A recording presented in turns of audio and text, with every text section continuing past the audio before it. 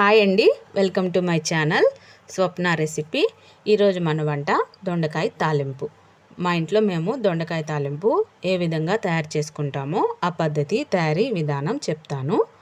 ముందుగా 1/2 కేజీ దొండకాయలు శుభ్రంగా కడిగి సన్నగా చక్రాలుగా కట్ చేసుకోవాలి. ఇప్పుడు ఈ దొండకాయ ముక్కలకి చిటికెడు పసుపు, కొద్దిగా ఉప్పు, ముక్కలు మునిగే వరకు వాటర్ వేసేసుకోవాలి.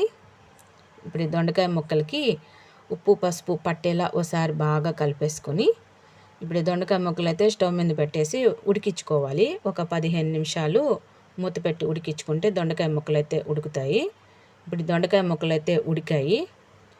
ఒక దొండకాయ ముక్క పట్టుకొని నొక్కి చూస్తే తెలుస్తుంది. దొండకాయ ముక్కలు అయితే ఉడికాయి ఫ్రెండ్స్.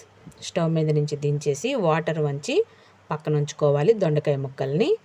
తర్వాత స్టవ్ మీద కడాయి పెట్టి ఒక 2 స్పూన్లు ఆయిల్ వేసి తాలింపు గింజలు, ఆవాలు, పచ్చిశనగపప్పు, దంచిన వెల్లుల్లి, 2 ఎండుమిరపకాయ ముక్కలు వేసేసి ఆవాలు చిటపటలాడిన తర్వాత 2 రెమ్మల కరివేపాకు కూడా వేసి ఈ తాలింపు కాస్త వేగనిచ్చి ఒక మీడియం సైజు ఆనియన్ సన్నగా కట్ చేసి వేసేసి చిటికెడు పసుపు కూడా వేసి ఈ ఆనియన్స్ ముక్కలు పచ్చివాసన పోయే వరకు కాసేపు వేగనివ్వాలి.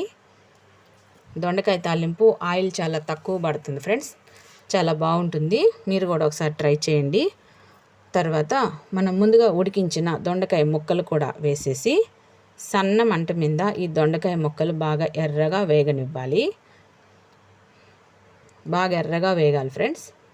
సన్న మంట మీద పెట్టి వేయించుకుంటే బాగా ఎర్రగా వేగిపోతాయి. చూడండి ఎంత బాగా ఎర్రగా వేగాలి. తర్వాత తగినంత కొబ్బరి కారం కూడా వేసేసి మరో 2 నిమిషాలు ఈ దొండకాయ తాలింపు సన్న మంట మీద వేగించుకుంటే గుమ్మగుమ్మలాడే దొండకాయ తాలింపు రెడీ అయిపోతుంది. ఈ దొండకాయ తాలింపు ఆయిల్ తక్కువ తినాలి అనుకున్న వాళ్ళకి, పత్యం కూరలు వాడుకునే వాళ్ళకి బాగా పనిచేస్తుంది.